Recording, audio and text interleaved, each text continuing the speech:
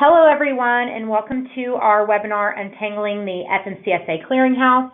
We are really excited that you joined us today. We have a star-studded group. This webinar is being recorded.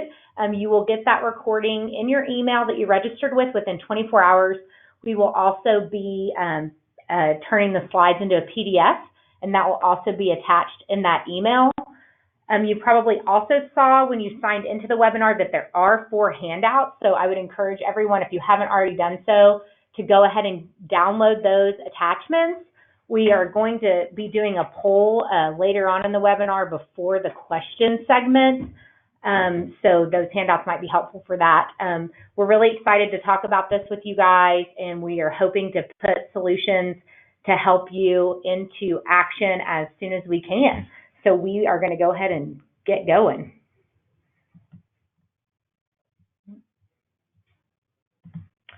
So we are joined today by our General Counsel here at Tenstreet, Shannon Wheeler. Hi, everyone. And also Kevin Lewis, who is the Director of Driver Programs for AMBA. Hello. And thank you, Kevin, for joining us. And I am Marilyn Serber, a Transportation Advisor here at Tenstreet. Hey, everyone. Thanks for joining us today. I have to give our typical legal disclaimer. The information in this presentation is offered just as educational information only. It does not constitute legal advice. As always, we recommend that you consult with qualified legal counsel on all of the issues, laws, and regulations that we talk about. And Tenstreet expressly disclaims any warranties associated with this presentation or the information provided herein. So we are excited today to talk about the FMCSA Commercial Drivers Drug and Alcohol Clearinghouse. There's been a lot of questions that we've gotten about the clearinghouse. We have been preparing for it for about a year. We've known about this and kind of started talking to our customers about what this means and what it's going to look like. And so as we get closer and closer to the date that it is going to go into effect, we thought, hey, let's put together a presentation and start getting the word out there. Marilyn and I have also attended a couple of presentations by the FMCSA put on to give out information on the clearinghouse. And so we just thought we would put this together and put out the information that we have so far, which we still have a lot of questions. I know you all have a lot of questions. We'll see what we can answer. And so today we're going to talk about just what is the clearinghouse, what information will it have, who will it affect, what's the timeline, what are these limited and full queries that you're probably hearing about, how much is it going to cost, are there record-keeping requirements? What rights does a driver have? And then take some of your other questions. As you have probably seen, and as Marilyn mentioned, we put out 4 handouts in the handout section of the webinar. One of the biggest ones is the one titled FMCSA Final Rule Re-Clearinghouse. So that is the final rule that was published back in December of 2016, and it's a 48-page document. I have read through each and every bit of it, and it provides a lot of guidance and a lot of information, and is what really informed this, a lot of the information that's in this webinar. We're also going to talk about the website that you can go to where you can get these other handouts, which is the user role cards, which kind of lays out what each and every role is for different users of the clearinghouse, and then the clearinghouse fact sheet, and then the most newly released information that we got, which is the query plan fact sheet. And so we'll kind of touch on these as we go through the presentation.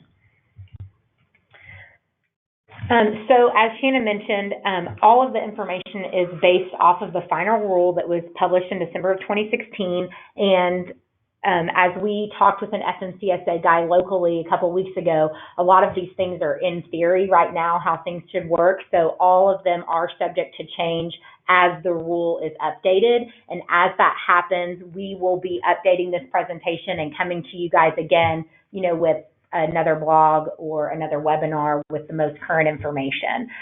Make sure you are signed up at the Clearinghouse FMCSA.gov website, because they will send updates in real time as they are happening. And so if you're not already on that email list, it's been really helpful to us to get those real-time updates.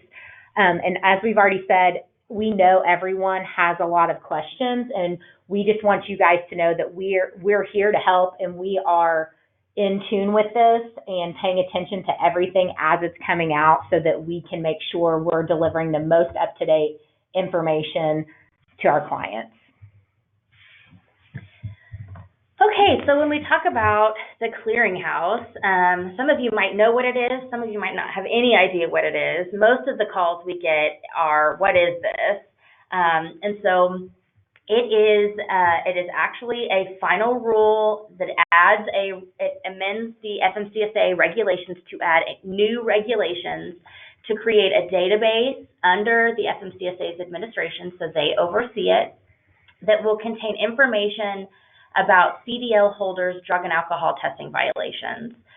The purpose of the Clearinghouse is so that there's a central repository or central database, central location that will identify drivers who are prohibited from operating a commercial motor vehicle because of drug and alcohol violations, to ensure that drivers receive the necessary evaluation and treatment before they go back to driving. And so what the Clearinghouse does, what the regulations do, is it creates mandatory reporting of violations for certain people, and then mandatory queries of the database upon certain events. And we're going to go through all of those today. But Kevin, is this sort of what your understanding of the Clearinghouse is? Do you have any other initial thoughts on just what the Clearinghouse is and what it's going to do for the industry?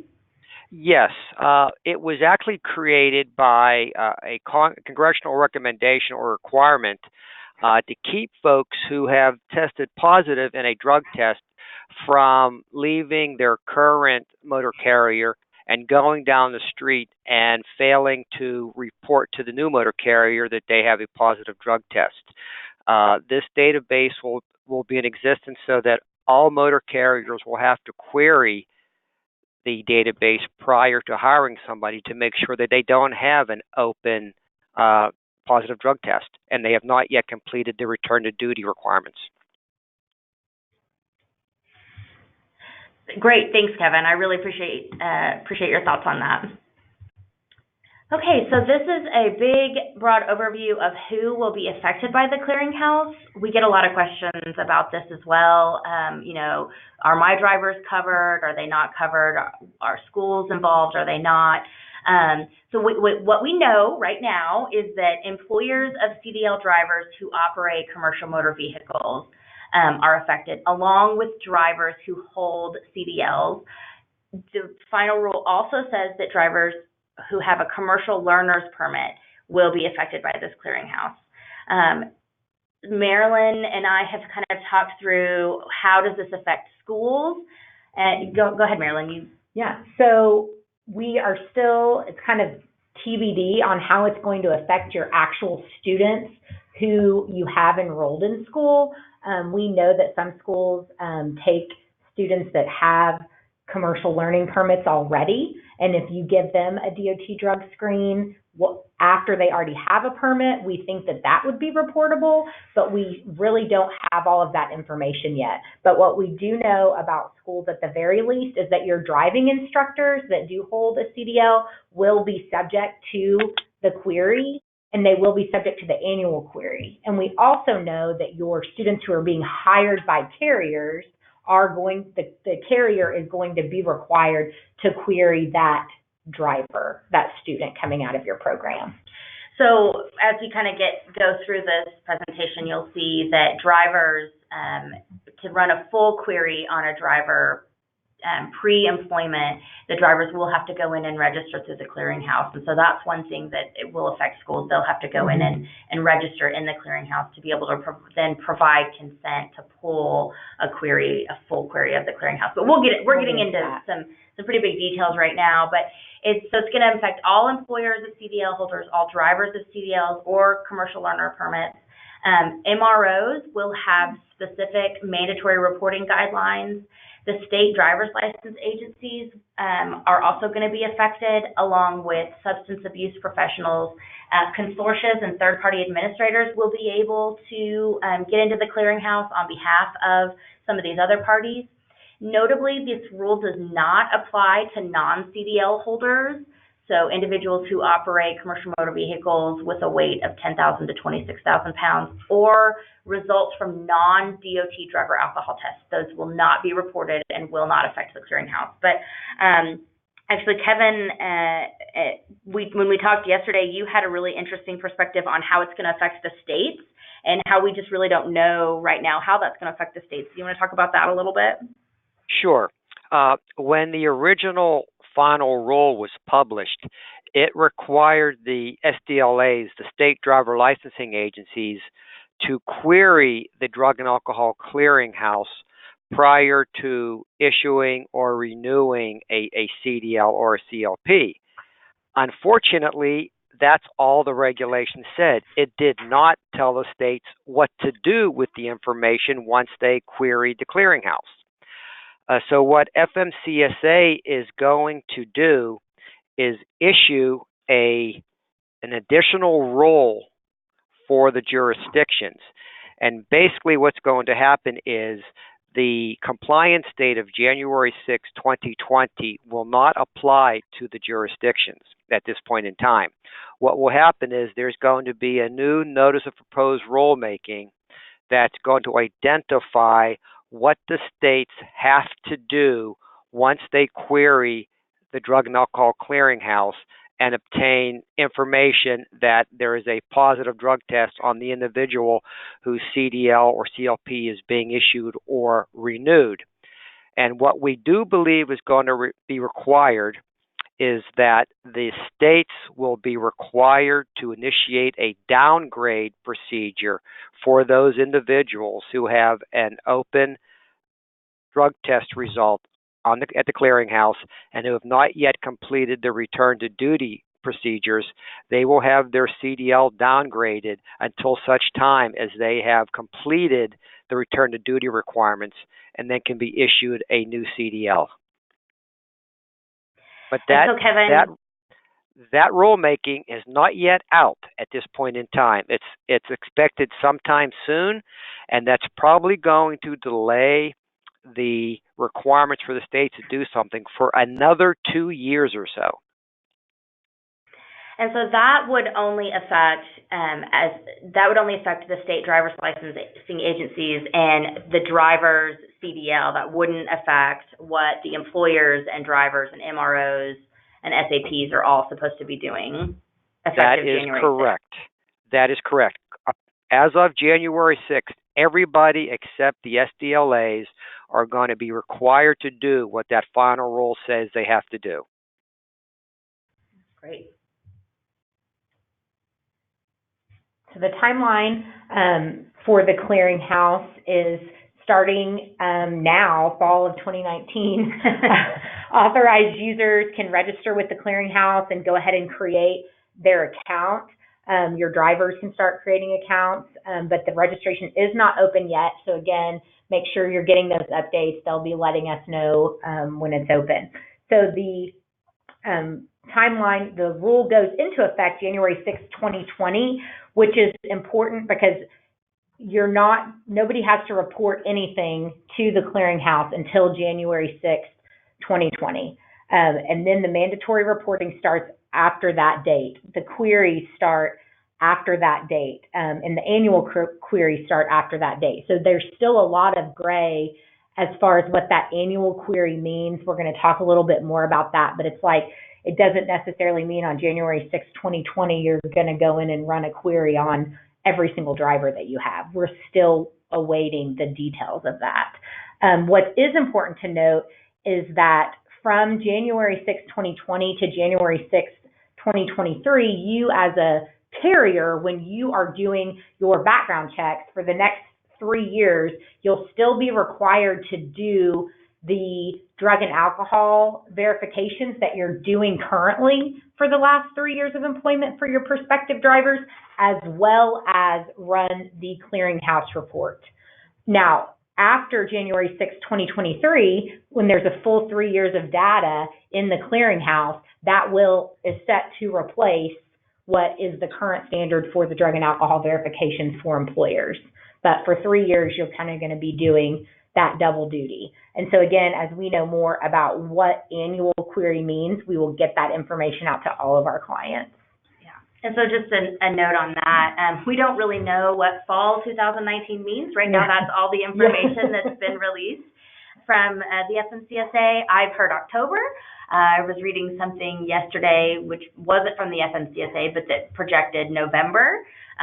So we will give you updates as soon as we know anything, but also make sure you sign up at the Clearinghouse to get notifications of new information. And then what Marilyn was saying about the limited queries that you'll be required to do annually, you won't want to run those on January 6, 2020. If you run those I think it's just sort of up in the air, but if you were to run them all on January 6, 2020, no information is going to come back likely unless somebody has reported something that very day about one of those drivers. So we're not really sure how it's going to work. I think it's just sometime within a year that you'll have to run the limited queries for all of your currently employed CDL holders. But as of January 6th, if there's a violation that you discover on that day, this rule will be in effect and you'll have to follow this rule for those violations, as well as if you are hiring new employees on January 6th, you'll have to start pulling full queries, as we'll get into. Okay, so let's talk through some of the regulations about reporting to the Clearinghouse. So I'm going to start with the MROs. What this rule requires is that it makes it mandatory for MROs to report verified positive drug tests or refusal to test determinations within 2 business days. And so then what the information that they will have to provide is to the Clearinghouse is the reason for the test, the custody and control form specimen ID number, the driver's name, date of birth, CDL number, and state of issuance. And on that note, one of the interesting things about the Clearinghouse is that it is running all off of CDL number, so not Social Security number. It's running off of the CDL number, and there will be sort of an integration with SIDLIS so that the CDL number will be good. We're not really sure how it's going to work, but the idea is that the CDL number will be able to track with the driver and follow them wherever they are, because it will be sort of integrated with SIDLIS in some way, shape, or form. Now, that doesn't mean that you can't capture the SSN if that's how your processes currently work. It just means that when you're reporting to the Clearinghouse, you will be reporting it by name, date of birth, CDL number, and state of issuance. So the MRO will also have to report the employer's name, address, and DOT number, as well as the date of the result, the date of the test, and the test results. So that's what we know so far about what MROs will have to report. Again, we don't really know what that's going to look like within the Clearinghouse, but this is the information from the final rule that we have. And so employers, what the current regulations say you will have to, what the regulations say you will have to report is by the 3rd business day, any alcohol confirmation tests of 0.04 or greater, any negative return to duty tests, or the successful completion of follow-up testing per the SAP report. So these are the guidelines outlined in 49 CFR Part 40, but these are what apply to CDL holders and what the employers will have to report by the 3rd business days. With regard to those things, you'll have to also report the reason for the test. Again, the driver's name, date of birth, CDL number, and state of issuance, as well as the employer's name, address, and DOT number, the date of the test, date the result, and what the results were. Interestingly enough, you will also have to provide documentation for like written notification that was sent to the driver to appear at the testing site, as well as the time, date, site location.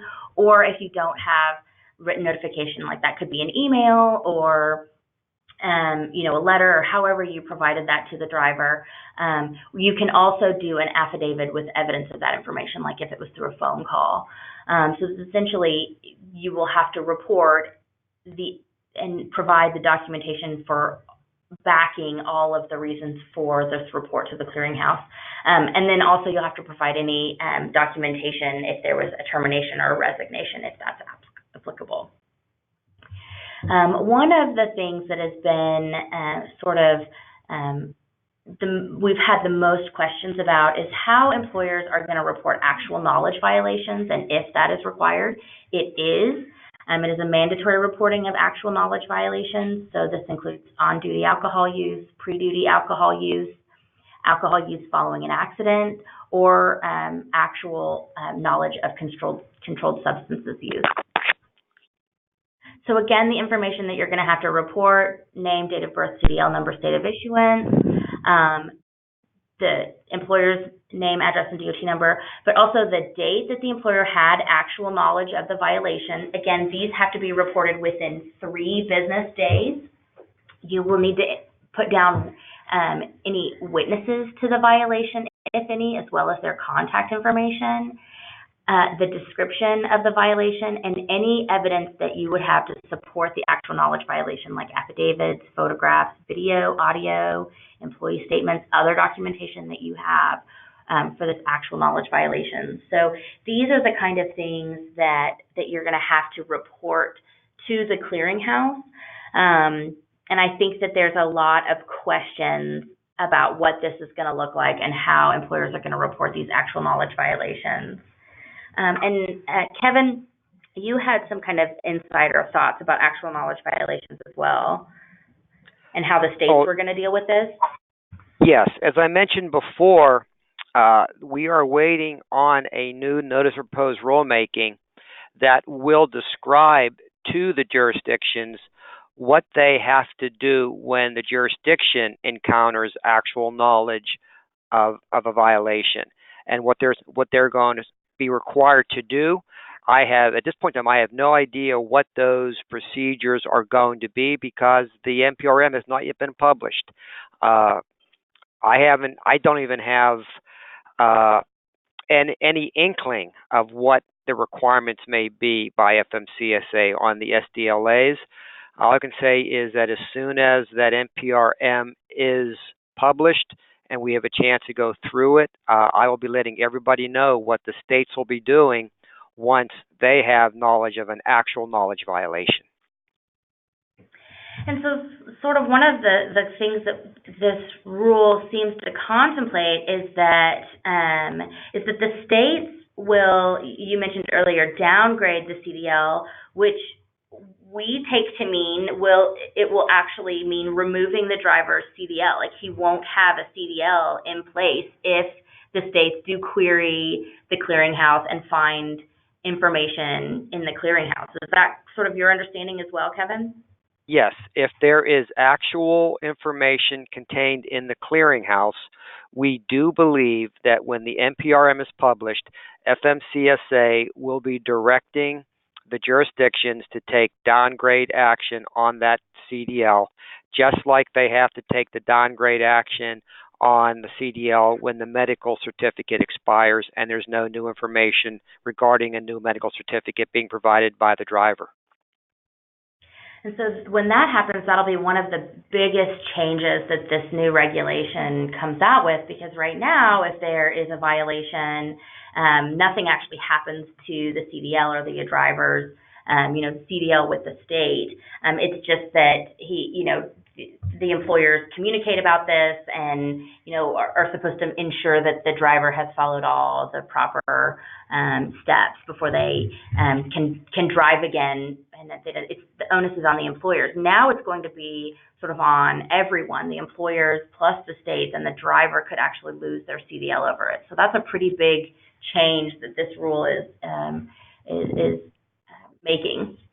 Right, and if I might, once that downgrade procedure is initiated and that CDL is downgraded to a Class D license or whatever the state may call a non-CDL license, in order to, depending on how long that license has been downgraded, the state may require the person whose CDL has been downgraded to retest before they can issue the CDL. That may be a 6-month time period, that may be a 1-year time period.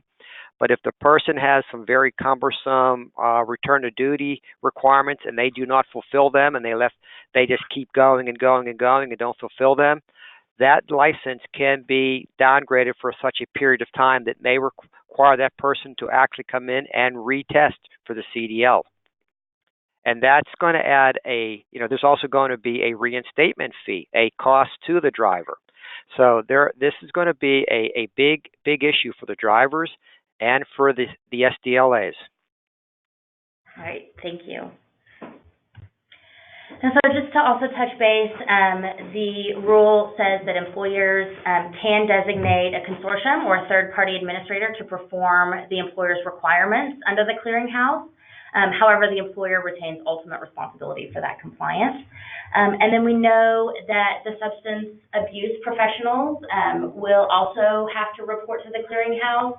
The driver will designate an SAP, and then the SAP must report to the clearinghouse when the driver has completed the return to duty process. Of course, they will have to register with the clearinghouse and have the driver's information. And so we know we'll have to report the date of the initial assessment, of the initial SAP assessment, as well as the date the SAP determined that the driver completed the return to duty process and was eligible for testing. So I also saw noted in the regs, in the final rule, that independent contractors will have to have a consortium, will have to register with a consortium or a third party, that they won't be able to report violations about themselves, although they do have the obligations to do so. So this is a little bit weird, and we're still waiting to see how that's going to work with independent contractors and owner-operators. Okay, so you might be wondering, what are the queries that they keep talking about? Essentially what that is that employers, prospective employers, or their consortiums and third-party administrators will query the house or run a check of the clearinghouse for information that's reported on drivers. It's an electronic check of essentially this clearinghouse database by CDL number, the information in there is to be used to determine whether a driver is prohibited from performing safety-sensitive functions of operating a commercial motor vehicle. So it's supposed to be used solely for can they drive or not. There are two different types of queries. There's a limited query and a full query, but all queries will require driver consent. And the next few slides will dig into these different types of queries.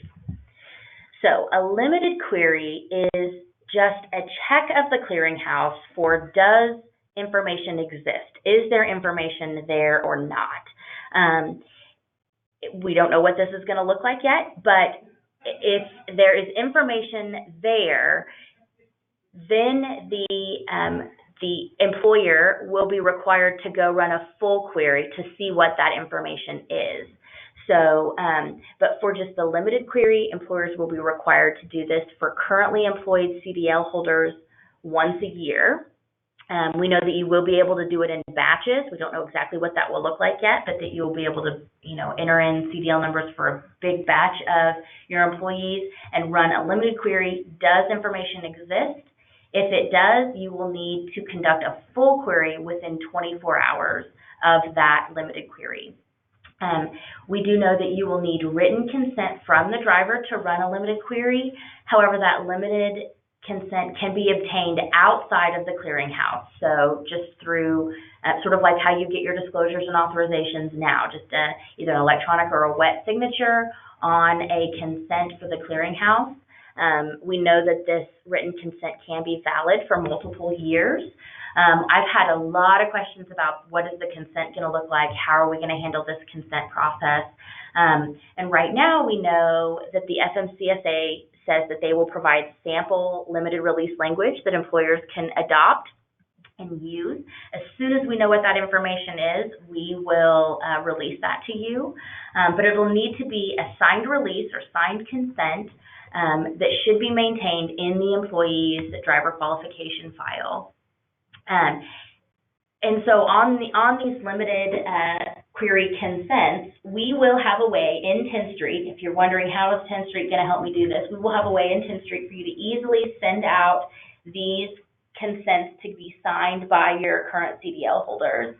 So that way they can sign it from their mobile app or from a computer, whatever is convenient for them.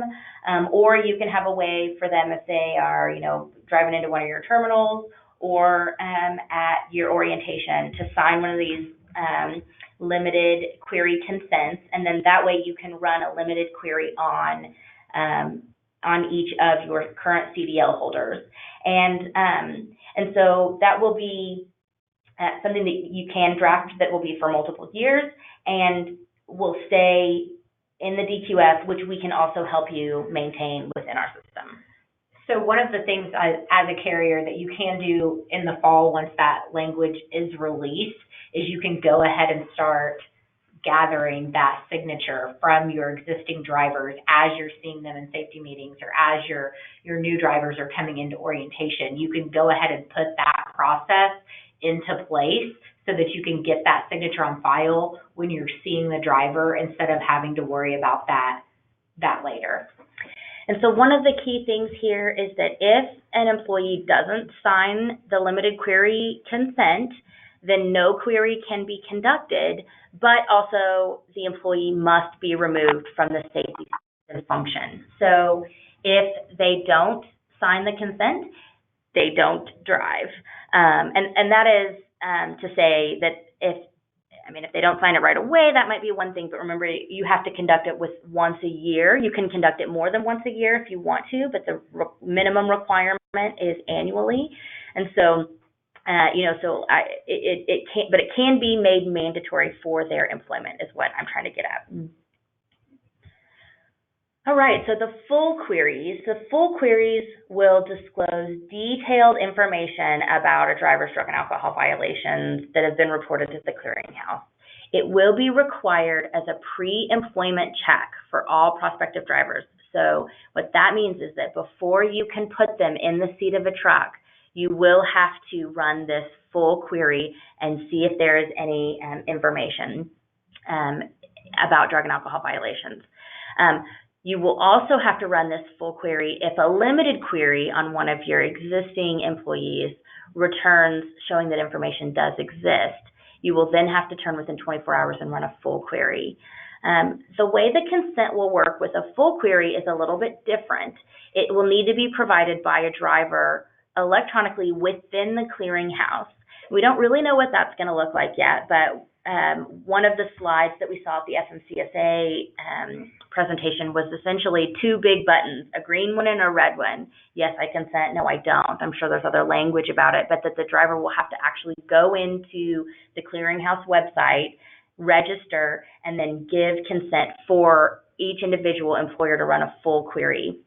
If consent is refused, the employer will be notified and they've got to come out of the driver's seat. No performance of safety-sensitive functions if they refuse to allow that information to be released, or you won't be able to put them into a safety-sensitive function.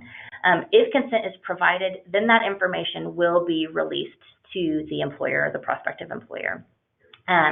So the information, when it gets released, if the driver has a violation and there is no return to duty status, employers cannot put the driver in a safety-sensitive function, and they must remove any drivers from a safety-sensitive function. So, and remember that the information that will go into the Clearinghouse starts January 6, 2020. So there's not going to be, years of data already in the Clearinghouse starting January 6th of 2020. It will just be violations reported from that date on.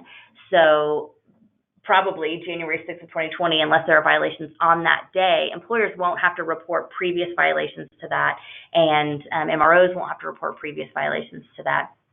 So it's sort of going to be a moving forward from January 6th of 2020, that there will be information reported, and that you'll be able to find information on whether this exists, and that all these rules will take effect.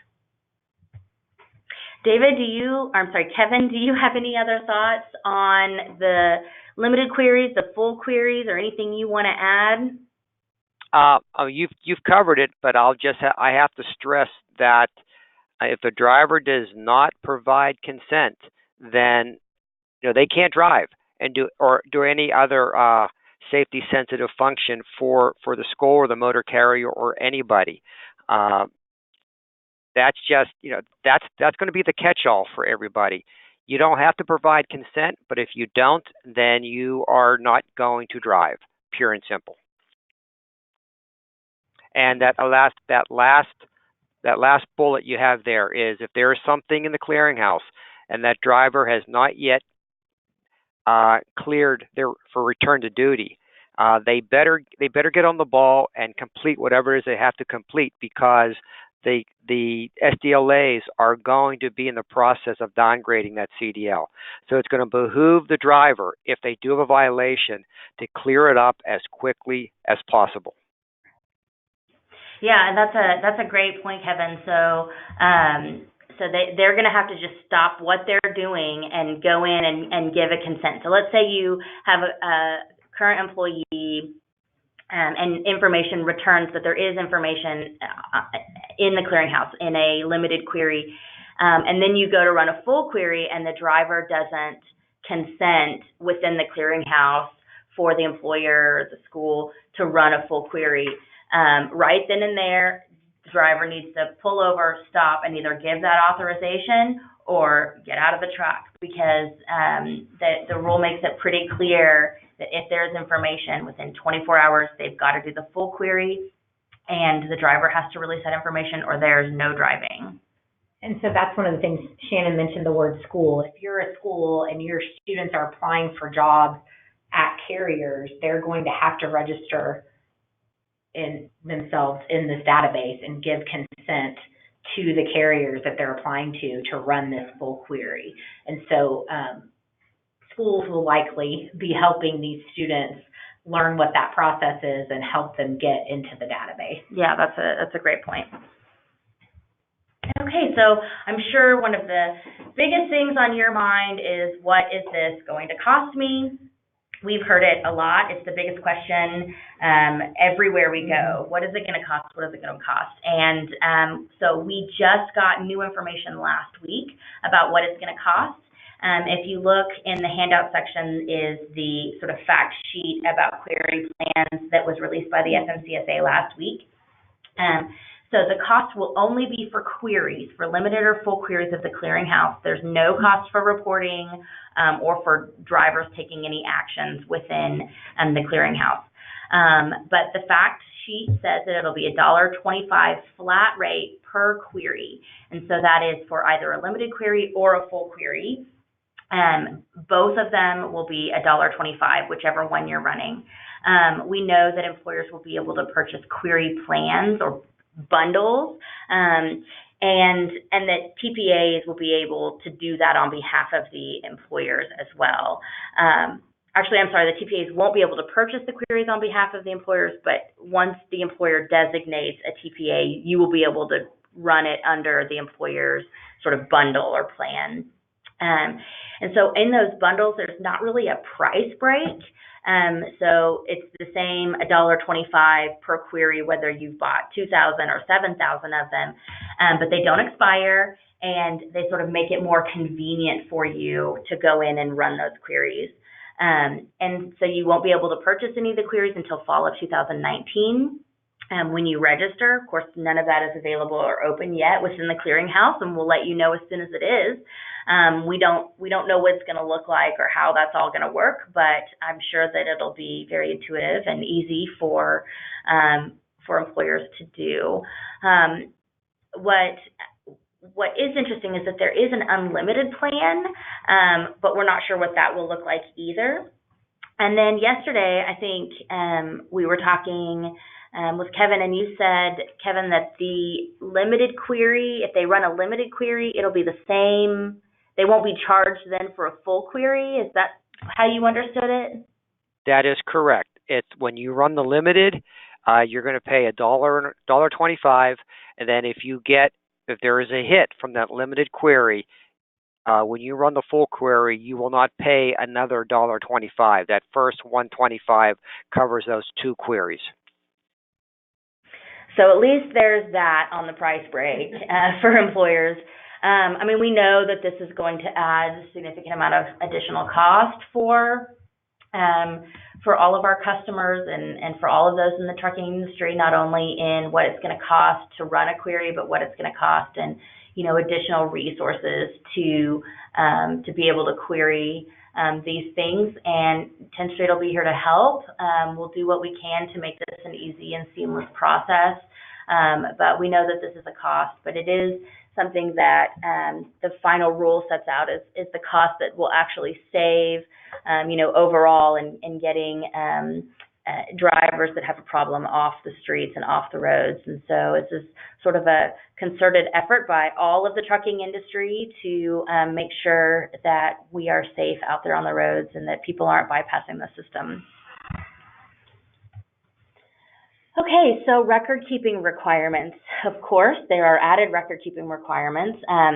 The rule will require employers retain records of each query, as well as all information received in response to each query for 3 years.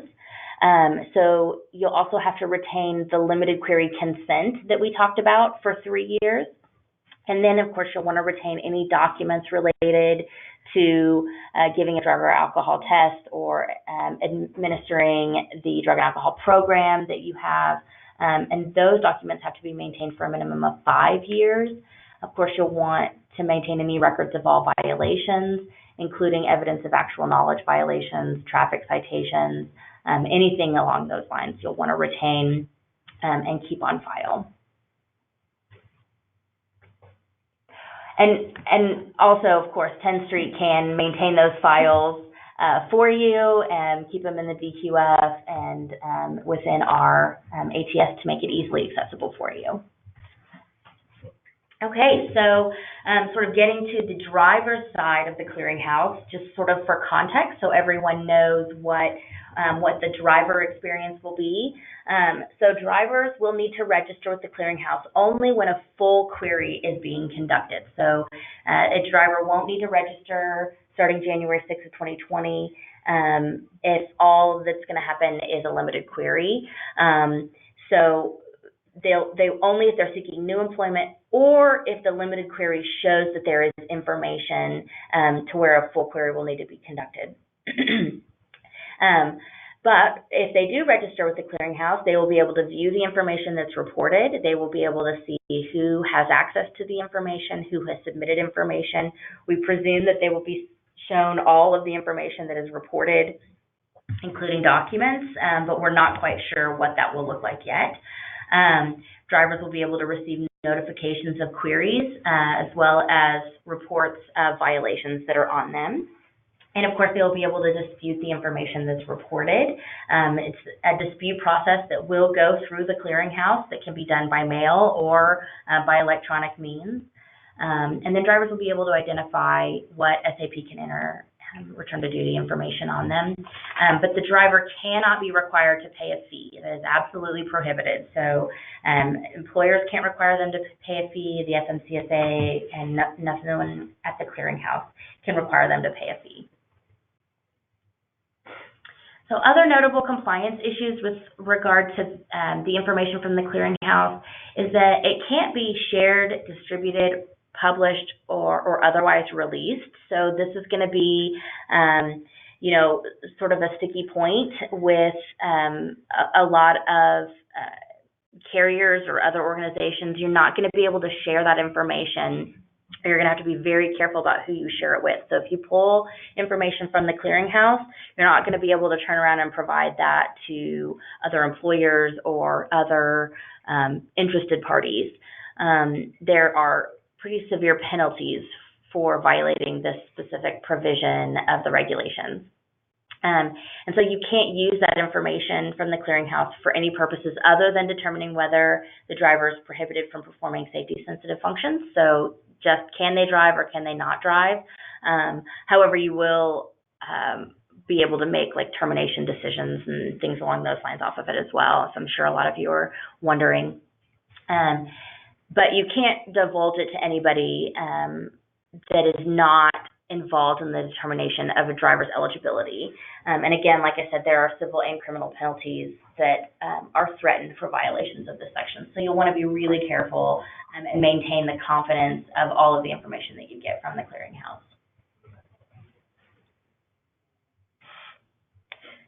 All right, of course, Tenstreet can help. Like we've said, we'll continue to provide you with information and updates. Please stay on the lookout for blogs. I'm almost certain there will be another blog post. There will be more information released. We might even do another webinar. So definitely keep your ear to the ground and follow up with us. We will try to get that information out to you. We will also be able to register as a third party with the clearinghouse, and carriers will be able to designate Tenstreet as their third party administrator.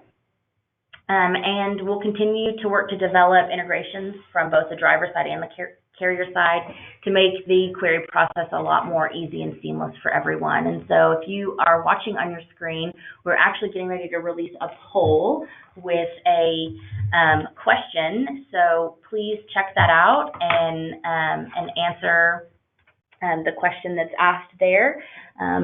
We are trying to find out how and what you want Tenstreet to do for you. If you want Tenstreet to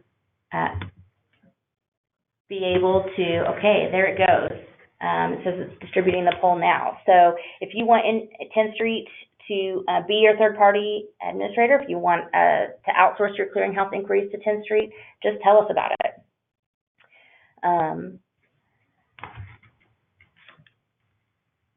And then any questions? I know we've had a lot of questions while we've been talking. I've done a lot of talking. Kevin has given us some great points, and Marilyn has chimed in. But what questions do we have? So, Kevin, I thought we would start with a couple questions that might be good for you. So one of the questions that came in was, I understand the SDLA inability to act on information found in queries. However, what about the current reg 383-5.51? Well, 383.51, all of those convictions are still going to stay there. Now, if you look at 383.51, there is a refusal to take a drug or alcohol test, and that results in a 1-year disqualification. You're not going to see anything about not giving consent for a query to be done for the Drug and Alcohol Clearinghouse. That, just having a positive drug or alcohol test is not a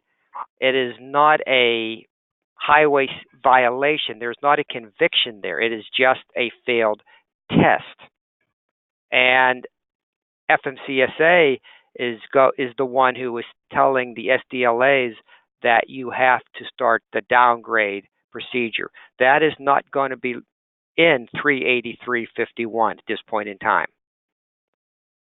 Now, having said that, the CDL program is a living, breathing thing, if you will, and it's always being updated. I would not be surprised that if sometime in the future, if you see a large number of folks who are saying, I am not going to give consent, I think it'd be very well possible that FMCSA could then update the regulations in 383 and change the table in 383.51 and make that like a 60-day disqualification for failure to submit to a, to give permission to query the Drug and Alcohol Clearinghouse. I'm just saying that based on my 22 years of working with FMCSA, that I would not be surprised if a decade from now I saw something like that in 38351. Right now, it does not exist, so I don't think you have to worry about that.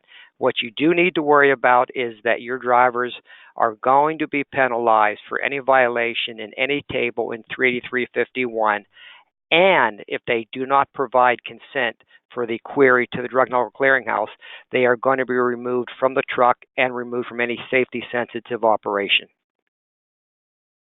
Thank you, Kevin. Another question that's about the states is, if a driver moves to another state and applies for a CDL there, does the CDL number change in the new state? Yes. Every state has their own numbering system for driver licenses. Now, when a driver with an existing CDL moves from state A to state B, they can get their CDL in state B. What state B does is send a request to state A. That driver's history is sent from state A to state B. That driver now gets the new license, but CIDLIS tracks the old license in CIDLIS, and state B also tracks that old driver license number in the driver history file. Thank you. Good questions. Another question we had was, is there going to be a backdate period of information? And everything we know is that there will not be. It's only moving forward from January 6th, 2020. All of these reporting requirements start. You are not required to do anything previous to that. Correct. That is my understanding as well. So, for example, if a driver has a violation on January 1st or January 2nd, that would not be reported on January 6th. However, whatever your procedures and processes are, you would still report that in the safety performance history that you're going to continue to do with other employers, but you would not report it to the clearinghouse, and that information would not be in the clearinghouse. From everything that we see, it won't start until January 6th. Another question. That's my understanding as well, that January 6th is the start date. Yep. Another great question that came through was, if a driver is found positive on a pre-employment test, does the potential employer need to report that information to the clearinghouse? And so it's my understanding that, yes, you will, starting on January 6th of next year. However, there's sort of this question about, will it be the MRO that reports it, or will it be the employer that reports it? And so the MRO will have certain obligations to report it, and we sort of have this question up in the air because there doesn't need to be dual reporting. And what we do know is that it will need to be reported, but by whom, and if the MRO reports it, will the employer also need to report it, is sort of what's up in the air. I think that the answer is really going to be, if the MRO reports it and then the MRO verifies with the employer that they've reported it, that will, you'll of course want to document that. But that will satisfy the employer's obligation just to make sure that it's reported. But that's sort of some information we're still waiting to come out. But the information will definitely need to be reported if it's a pre-employment test. Thanks, Shannon. Another question was, are we required to report reasonable suspicion testing to the clearinghouse?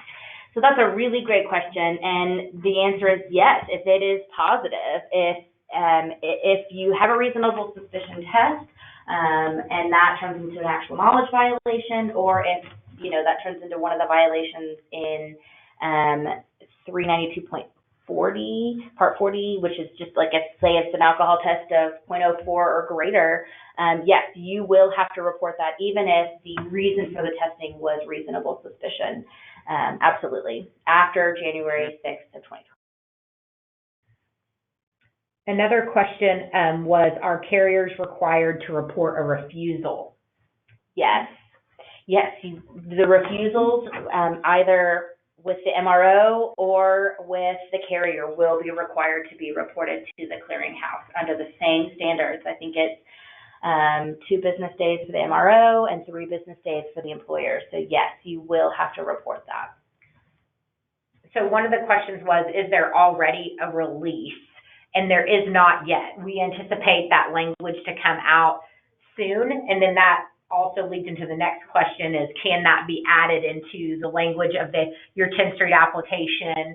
And the answer is yes. Once we have that release, we will get it added with all the other releases that are on your Intella app. Absolutely. And so the way that Tenstreet will handle that is we will we'll be able to do two things for you. Once we sort of have, hopefully the FMCSA will release their sample language soon, and that way we can use that sample language. If not, we will, in the coming few months, definitely before January, prepare a sample release, which you can adopt, or you can create your own, or you can send in whatever you want that limited query consent or release to look like.